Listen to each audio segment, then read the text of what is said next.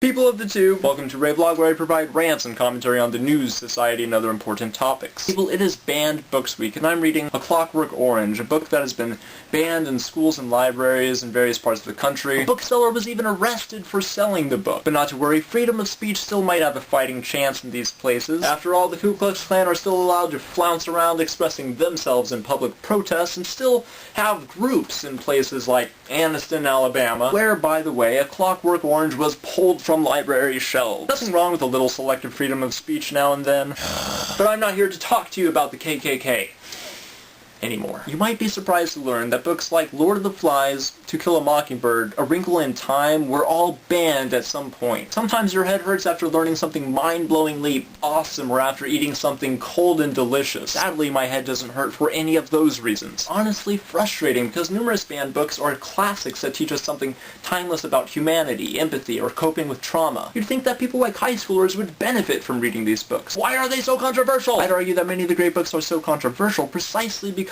they are so effective as great books. I believe it was Mark Twain who said, "It is my job to comfort the afflicted and to afflict the comfortable." Because great books often have subject matter that just jars you out of your sense of security, making the reader more receptive to experiencing the world with brutal honesty, and therefore with a heightened sense of compassion, empowerment, and understanding. There are some people who seem to need to feel morally empowered, and are often very loud and opinionated about how offended they are that other people are reading books that they disapprove of. For our purposes, we'll call these people moralists, like Jerry Falwell protesting A Wrinkle in Time. On the other hand, you do have the occasional readers who actually bare-knuckle random people in parking garages after reading Fight Club, or even the mentally unstable reader who reads Catcher in the Rye, then goes out and shoots John Lennon. So maybe the moralists have a point here. Maybe some books can change people's character for the worse. Could reading this book make you a sociopath?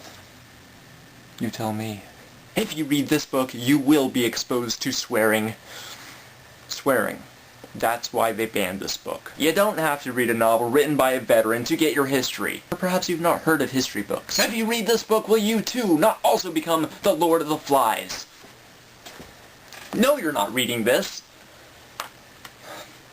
I was reading it first. Back up. The question was, could books change people's character for the worse? But I think I have a more useful question, / possible answer. What if it is the fact that dangerously impressionable readers and moralists exist, that we have all the more reason for these people, when they're in high school and college, to read morally challenging works? Life is morally challenging, and ambiguous at times, and teachers and professors act as guides to help young readers navigate the wondrous, sometimes troubling terrain of fiction. And readers who learn how to do this successfully are more likely to avoid the pitfalls of reading and become more moral human beings in the process. And you know, everyone seems to talk about the responsibility of the author or the artist, while completely overlooking the fact that the reader has a responsibility to the art, and to his or her world. Ultimately, and ironically though, I believe fiction wins when books are banned, because banning a book inadvertently starts a conversation that fiction is meant to begin in the first place. First, it brings the books in question under the spotlight, but it also urges us to explore themes of scholarly and artistic expression, and especially the responsibility that humans owe to one another. Now I want to leave you with this question. Is censorship of art ever okay? And if so, what might this good censorship look like? Leave comments down below. People of the tube, also feel free to subscribe, and if you want to, share the video. Spread the love. And maybe I'll see you next week.